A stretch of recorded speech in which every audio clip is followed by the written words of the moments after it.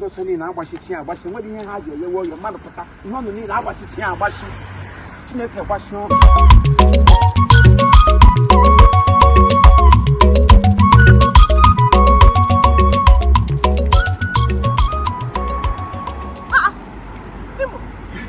Pagi?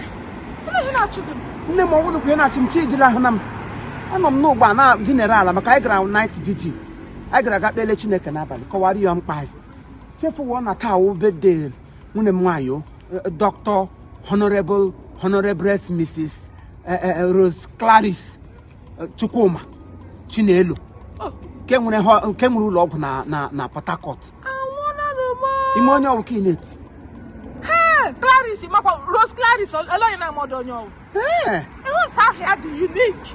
Very, very modern unique. Say, Rose Claris, alone here, Munye Stanley Chukuma. Ndogo, kebi kwenu Denmark. Ndongo. Onye umuchoko. Umuchoko. No were. Oh, were not. Idiegu nam. The women no kwanu nwanne mo. The women, why I make here?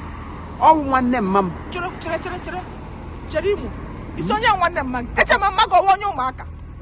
As no Wayambo. Before the war, and will tell Maya and Mamma she wear henna for relational counterparts. So, yeah, with the thing you get out. Oh, Choco. Rosalie, make a birthday. How birthday? I will love him. SPS Clinic, the Roses SPS Clinic. And maternity services. Nigeria Limited. You know some young guy, I will know what my good round hotel gonna for me. I can share bread. I'm going to name a lab. Mamma, you CEO of New Creation Medical Diagnosis and Pharmacy. CEO of New Creation Conventional and Maternity Services. CEO of White Gold Kiss International School.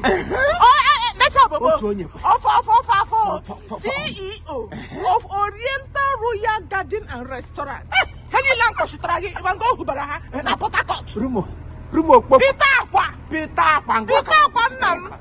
Why gas go take get home my hotel why not toto. I wouldn't that bro. Denmark. Denmark, dear Mona Baptist. You could have Glibat and baptism. Hello to Stanley Chukumashi. Glibat and Mona Minute when you came on baptism of Doti. My walk but I took on my walk here. What did I make?